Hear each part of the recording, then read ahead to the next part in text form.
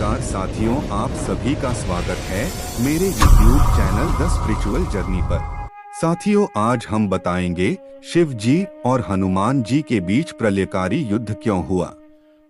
ध्यान से सुने, पूरा सुने और कृपया चैनल सब्सक्राइब कर लीजिए। साथियों, त्रेता युग में राम और रावण युद्ध के बाद जब प्रभु श्री राम अयोध्या लौट आए तो उन्होंने अश्वमेध यज्ञ का आयोजन कराया।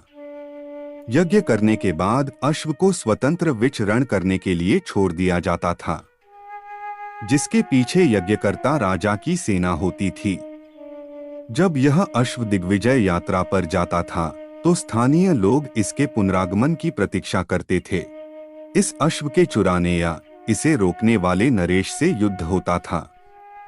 यदि यह अश्व खो जाता तो दूसरे अश्व से यह क्रिया पुनः आरंभ की जाती थी। जिस तरह एक बार लव और कुश ने अश्वमेघ के अश्व को रोककर श्री राम को चुनौती दी थी और तब हनुमान जी को युद्ध के लिए भेजा था।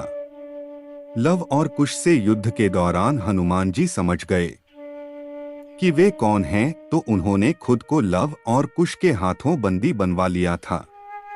तब बाद में लक्ष्मण आदि युद्ध करने गए और परास्त हो गए तो अंत में श्री राम आए थे।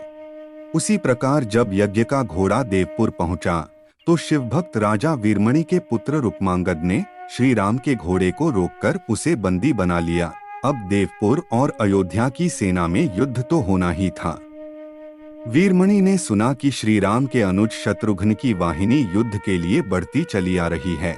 तब उन्होंने सशस्त्र सेना तैयार करने के लिए अपने प्रबल पराक्रमी सेनापति रिपुवार को आदेश दे दिया। फिर स्वयं शिव भक्त राजा वीरमणि अपने वीरमणि के भाई वीरसिंह, भांजे बनमित्र तथा राजकुमार रुक्मांगद के साथ युद्ध के लिए रणभूमि में पहुंच गया। भीषण युद्ध हुआ जिसमें हनुमान जी ने सभी को पराजित कर दिया। अंत में वीरमणि को हनुमान जी ने मूर्छित कर दिया।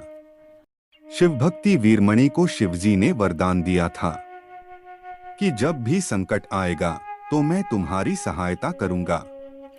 भगवान अपने गणों के साथ युद्ध के मैदान में पहुंच गए। गणों से सभी कुछ छिन्न भिन्न कर दिया। वीरभद्र ने शत्रुघ्न के पुत्र पुष्कल का सिर काट दिया और शिवजी ने शत्रुघ्न को घायल कर दिया। हनुमान जी ने दोनों को रथ में रखा और सुरक्षित किया। फिर हनुमान जी सेना का मनोबल बढ़ाते हुए गर्जना करके आगे बढ़े और शिवजी के सामने जाकर खड़े हो गए। फिर दोनों में भयंकर और प्रलयंकारी युद्ध हुआ। चूंकि हनुमान जी रुद्रावतार थे और उन्हें सभी देवी देवताओं ने वरदान दे रखा था कि कोई अस्त्र शस्त्र से तुम बंध नहीं सकते हो और ना ही पराजित हो सकते हो। इस कारण भगवान शंकर और हनुमान जी में प्रलयंकारी युद्ध हुआ। दोनों ओर से हर तरह के दिव्यास्त्रों का प्रयोग किया जाने लगा।